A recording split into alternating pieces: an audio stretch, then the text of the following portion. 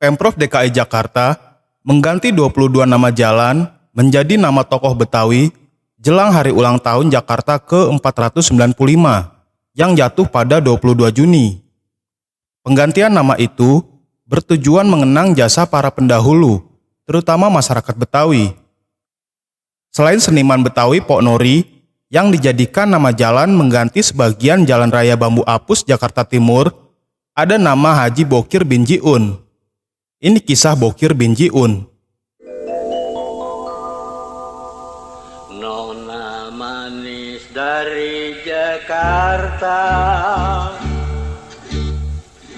pinggang ramping dan jelita, kain songket baju sutra, sedap dipandang mata.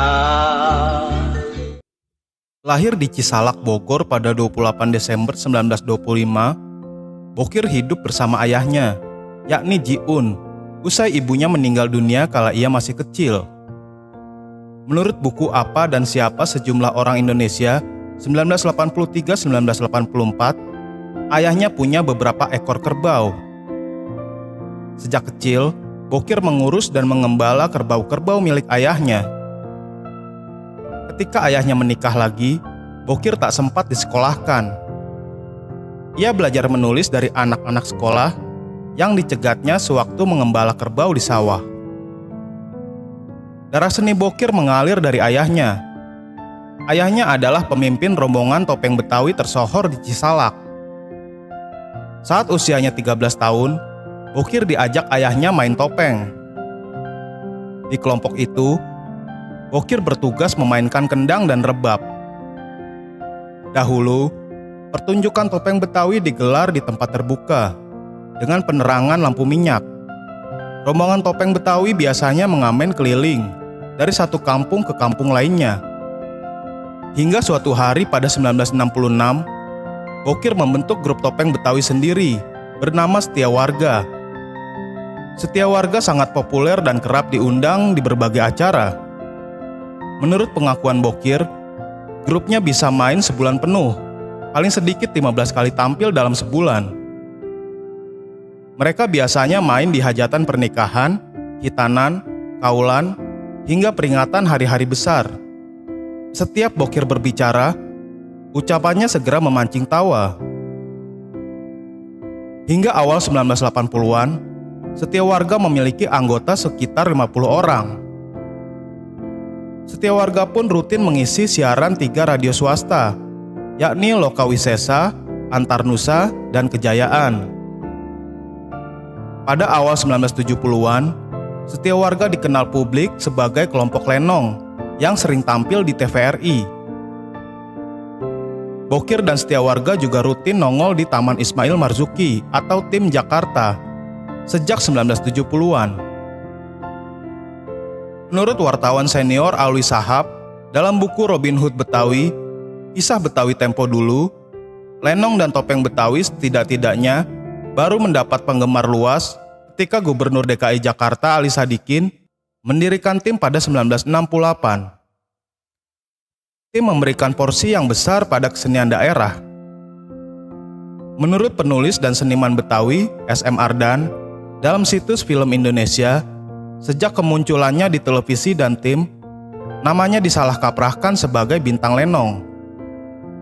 Pada 1995, kata S.M. Ardan, Bokir menegaskan bahwa ia sebenarnya pemain topeng, sejak dari ayah dan kakeknya. Menurut Ardan dalam buku Robin Hood Betawi, para pemain lenong dan topeng Betawi umumnya masih kerabat dekat.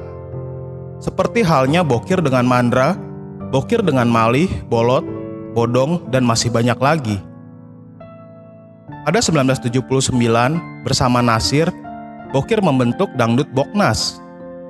Maka, setiap orang mengundang topeng Setia Warga, Dangdut Boknas ikut main sebagai pembuka. Tercatat, Dangdut Boknas merilis piringan hitam bertajuk Gua Kebingungan dan Begadang 5 dan Tilil. Dangdut Boknas juga merekam suara dalam album soundtrack film Rhoma Irama Cinta Segitiga, Lain Kepala Lain Hati pada 1979. Dalam album itu, Bokir bernyanyi lagu Kasihanilah.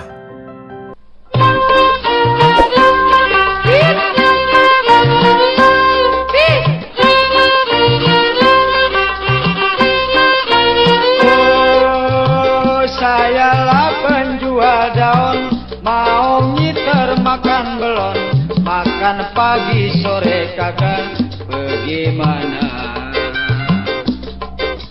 Oh, cepeng belon dapat untung, pikiran selalu bingung, kalau dagang kagak laku makan batu.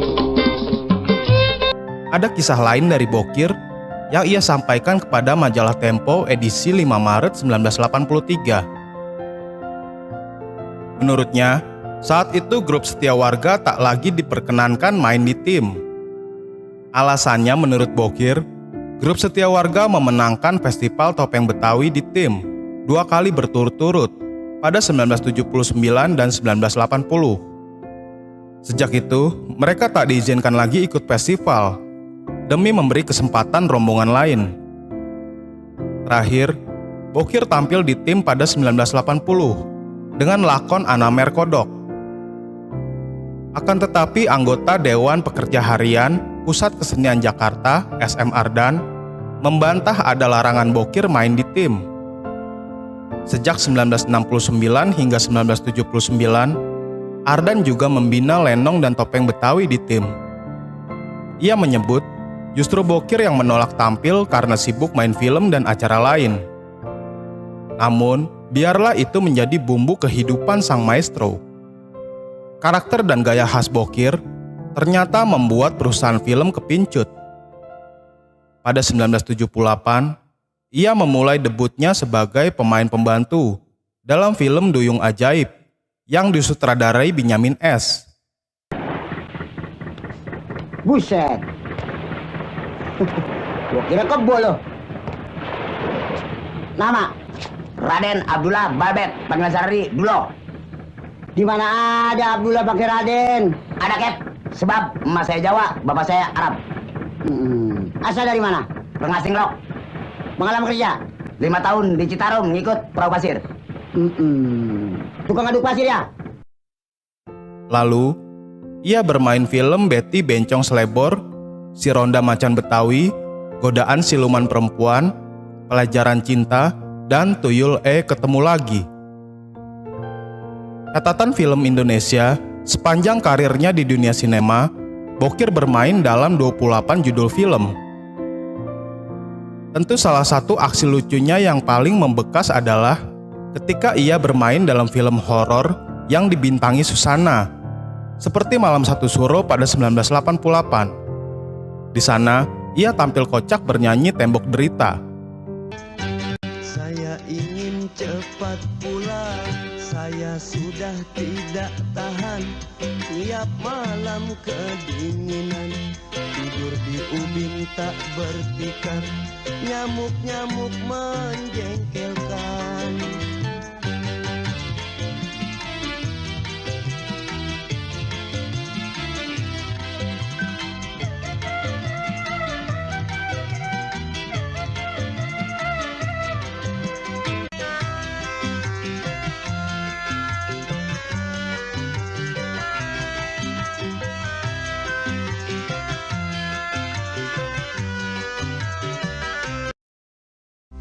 Hah? Lampu mati kok jadi sepi? Orang-orang pada kemana? Dorman mana? Gue sendirian.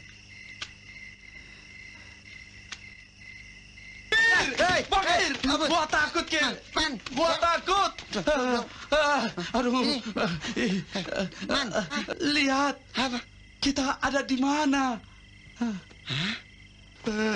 Jangan-jangan yang joget tadi zombie-zombie semua. Kenapa kita ada di sini? Mana gua tahu. Kalau Sesun di mana? Ayah di sini, Om. Ngomong-ngomong, siapa sih lo?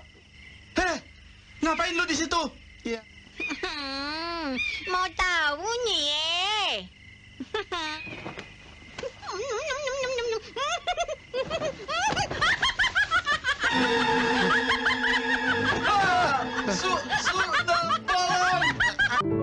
Pada 1980, menurut Kompas edisi 18 November 1980, Bokir pernah diisukan meninggal dunia saat melaksanakan ibadah haji di Tanah Suci.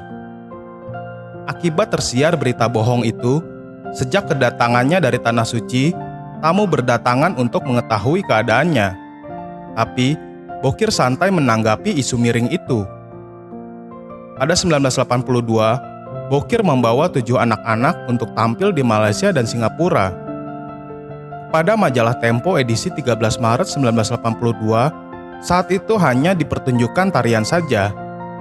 Ini adalah kali pertama ia tampil di luar negeri. Meski grup topengnya mulai kurang panggilan pada 1990-an, Bokir tetap masih dapat penghasilan dari film dan sinetron. Pada 1995, ia tampil dalam sinetron Pengantin Santai dan Koboi Kolot. Tahun 1997, ia main sinetron Fatima dan Pelangi di Rumah Susun.